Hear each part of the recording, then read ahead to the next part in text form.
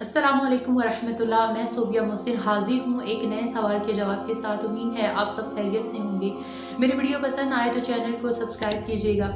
तो मुझसे किसी ने सवाल किया कि दुआ के दौरान वसीला दिया जा सकता है, वास्ता दिया जा सकता है या नहीं, या फिर जब हम दुआ कर रहे होते हैं तो हम अक्सर अल्लाह से ये भी कह देते हैं कि ए अल्लाह मेरी ये दुआ कबूल कर ले, मेरा ये काम कर दे, दिन मैं ये काम करूँगा या करूँगी, यानी कि सदका खैरात करूँगा, नवाफिल पढ़ूँगा या कोई भी अच्छा काम, नेकी का काम।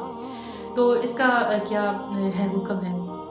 सबसे पहले दुआ की बात करते हैं कि देखिए, जब हम दुआ मांग रहे होते हैं ना तो हमारे जहनों में एक ही ख्याल आ रहा होता है कि मैं बड़ा गुनहगार इंसान हूँ, मेरी अल्लाह दुआ कहाँ सुनेगा।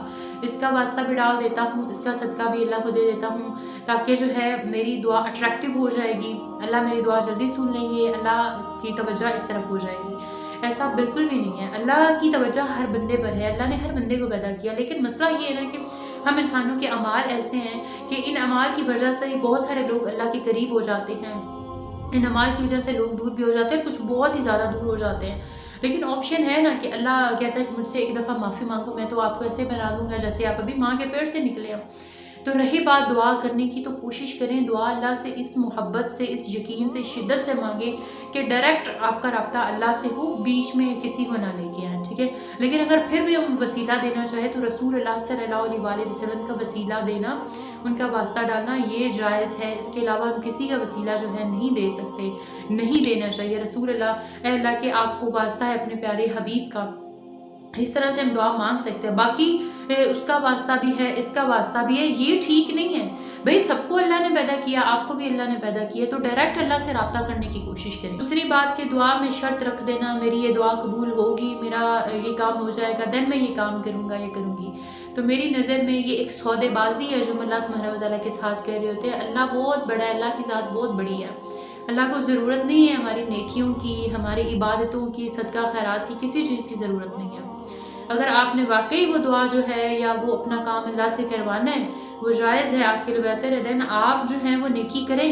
करने के दौरान ये दिल में ख्वाहिश रखें, दुआ करें कि अल्लाह मेरी ये हाजत पूरी कर दे, मैं ये काम जो है इसलिए कर रहा हूँ।